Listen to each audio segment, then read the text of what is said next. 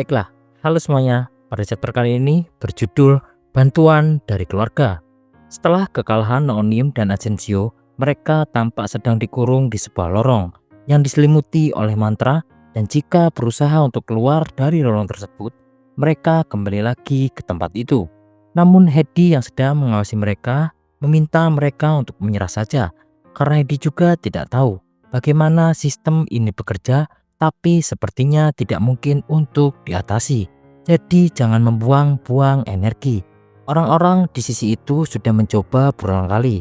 Ternyata orang-orang yang dimaksud oleh Hedi adalah pengawas ujian Gisley dan juga pengawas ujian Legbearer, yaitu Vedre. Ternyata mereka masih hidup. Lalu Gisley pun bertanya pada Hedi, mengapa dia bekerja sama dengan mereka? Lagi pula kamu akan takluk segera setelah mereka menemukanmu. Lalu Hedi pun menjawab bahwa dia punya pilihan karena tuannya berada di pihak mereka, yaitu penguasa lantai 2, Asa. Kemudian Hedi bercerita, awalnya dia adalah seorang pembantu yang bekerja di rumah Asa. Namun Asensio lalu menyela ucapan Hedi bahwa laki-laki berambut pirang bernama Asa itu adalah orang gila.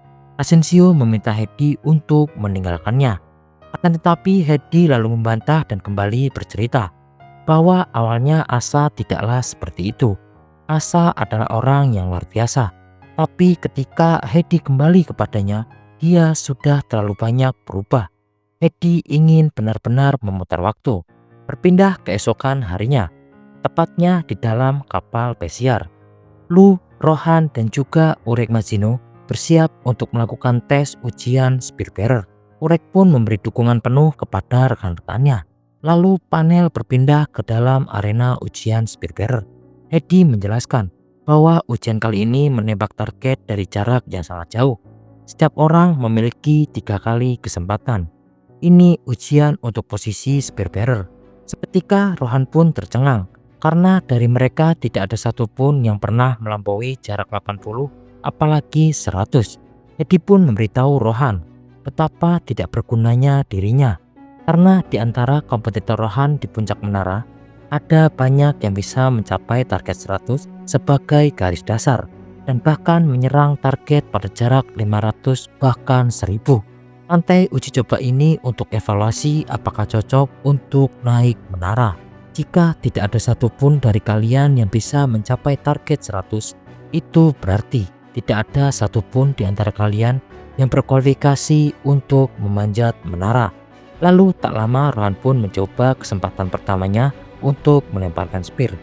Rohan pun bersemangat karena mereka layak naik ke lantai berikutnya, karena setiap orang memiliki alasan untuk memanjat menara. Namun salah satu dari reguler tampak pesimis bisa melakukannya. Di sisi lain, Urek Mazino mendukung semangat dari mereka. Hedi pun yang melihat ada Urek di ujian Spearbearer tampak bingung mengapa Urek Mazino ada di sini. Lalu seorang reguler yang pesimis tadi nampak sudah gagal dalam 3 kali percobaan. Tapi reguler tersebut meminta izin kepada Hedi untuk menembak target menggunakan snipernya. Namun pengawas ujian Hedi menolaknya. Lalu tibalah saatnya Lu mencoba melemparkan spearnya. Urek dan Rohan pun memberikan semangat kepada Lu, karena Lu adalah orang yang telah mereka pilih dan juga telah dipilih oleh menara. Lu pun lalu berpikir, agar kutukan itu dapat dipatahkan, Lu harus melakukannya, apapun yang dibutuhkan. Lalu Hedi pun melihat tekad dari Lu. Namun percobaan dari Lu pertama gagal. Hedi pun berpikir tentu saja tidak akan berhasil dari awal, karena kemampuan Lu dipertanyakan. Hedi bahkan bertanya-tanya, mengapa Lu ada di sini? Hedi tidak mengerti bagaimana seorang petapa menjadi seorang reguler. Tapi dengan keterampilan itu, hasil tes berikutnya sudah jelas. Lu akan mati 100%. Jadi didiskualifikasi di sini adalah hal terbaik untuk Lu. Saat ini Hedi melakukan apa yang baik bagi anak-anak reguler itu. Kemudian Lu pun berteriak untuk memberikan semangat dan tekad pada dirinya.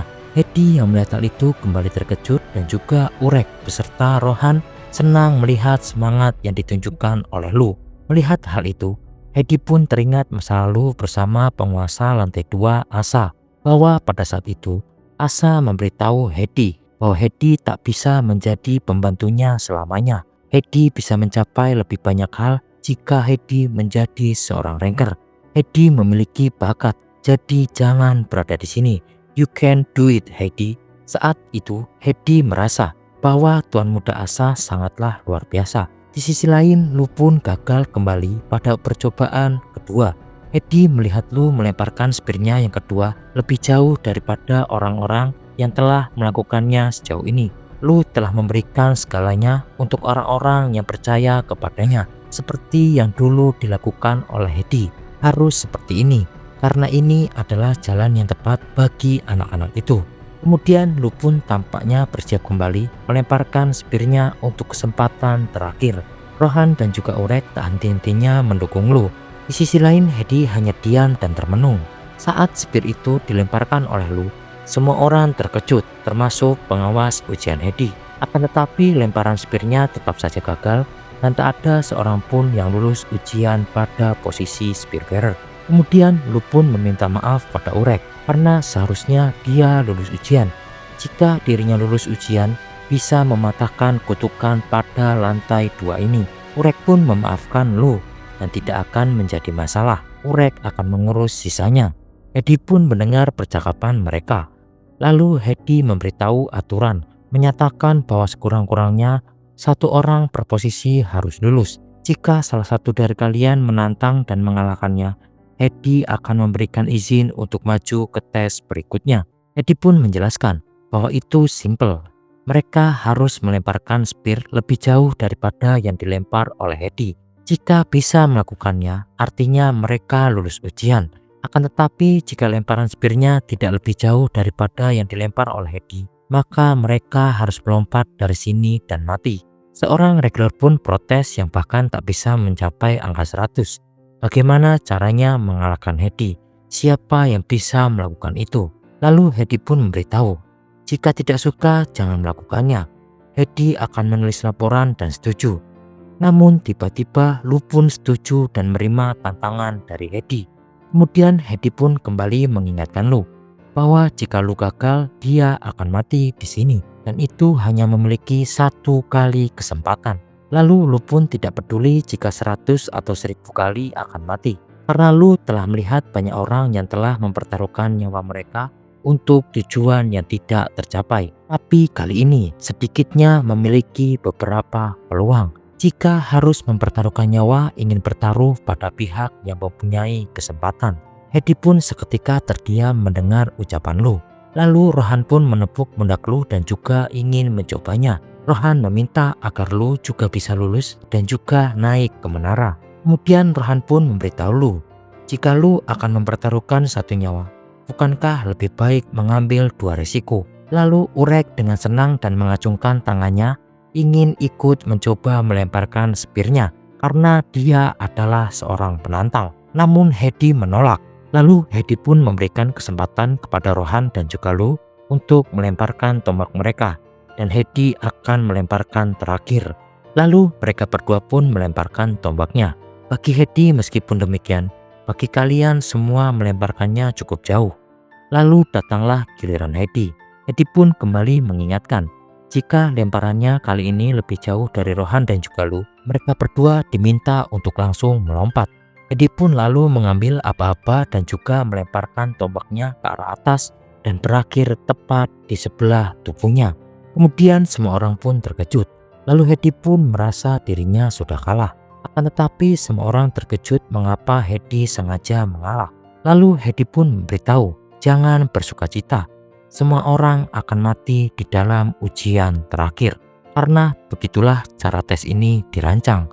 Jadi jangan salahkan Hedi karena tidak menghentikan mereka, karena kalian sendiri telah menawarkan hidup kalian. Lalu Urek pun membantah ucapan Hedi bahwa mereka tidak akan mati dan kami juga akan mematahkan kutukan lantai uji coba ini. Lalu Urek pun memberitahu dia tidak sendirian, mereka juga akan bergabung denganku. Anak-anak ini telah Anda setujui akan bertahan dan naik ke lantai berikutnya. Jadi perhatikan dengan seksama untuk melihat siapa yang menang dalam permainan ini. Kemudian Hedi pun merespon perkataan Urek. bahwa Hedi akan mendengar omong kosong dari Urek. Lalu Hedi pun beranjak pergi dan berkata dalam hati, karena Hedi mengetahui kekuatan dari Urek Mazino. Namun pada ujian terakhir, kita akan menjadi musuh. Ditutup pada chapter kali ini. Seorang yang mengaku seorang reguler dari posisi squad yang bertemu dengan tim Evelyn dan juga Urek setelah berhasil keluar dari kubah ujian posisi squad sedang mengawasi. Reguler tersebut merasa benar-benar mencurigakan bahwa ada sesuatu yang salah. Dia merasa beruntung karena telah menyusup sebelumnya. Karena sang putri tidak menanggapi, dia telah mengirimkan penanda lokasi. Jadi bala bantuan akan tiba besok, yaitu bantuan dari keluarga. Pada panel ini diperlihatkan logo dari keluarga Kun. Berpindah ke tempat Noonim atau Majeni Jehart, dia mendapatkan pesan dari poketnya, yaitu dari ayahnya Kun Ethan. Aku akan segera ke sana. Mungkinkah kepala keluarga Kun Ethan akan datang? Baiklah, sekian pembahasan untuk chapter kali ini. Terima kasih dan sampai bertemu di next video. Bye bye.